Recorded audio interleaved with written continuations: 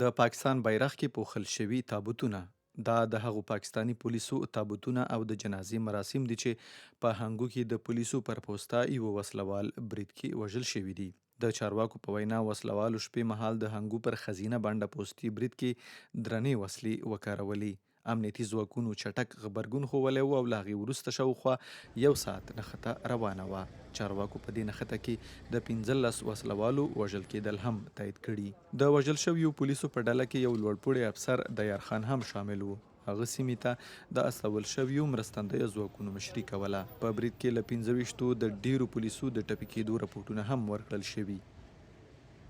जी आज हंगू में एक नाखुशगवार वाक़या पेश आए हैं। نن په انګو کې یوه ناوړه پیښه رامنځته شوې ده چې په پایله کې موږ ته 8 ټپي پولیس راوړل شوي دي. له دې ډلې 2 ټپیان رخصت کړای شوي او نور ټپیان په مختلفو واټونو کې بستر دي چې درملنه یې روانه ده او روغتیایي وضعیت یې ښه دی.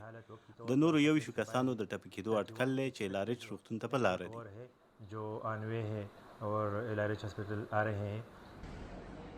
پولیس وايي پر پوستې تر برید وروسته هغه ځواکونه چې سیمې ته د مرستې لپاره روانو په لاره کې له کمین سره مخ شول او د هغوی یو زغروال موټر ته زیان ورسید، خو وروسته امنیتي ځواکونو مقابله وکړه. تر اوسه کومې ډلې د دې برید مسؤلیت نه دی منلی، خو د پړې ګوته د تحریک طالبان پاکستان ډلې ته نیول کیږي چې په وروستیو میاشتو کې پر پاکستانی امنیتي ځواکونو بریدونه زیات کړي. پاکستان په وروستیو کلونو کې د وسلوال تاوتریخوالي له زیاتوالي سره مخ دی.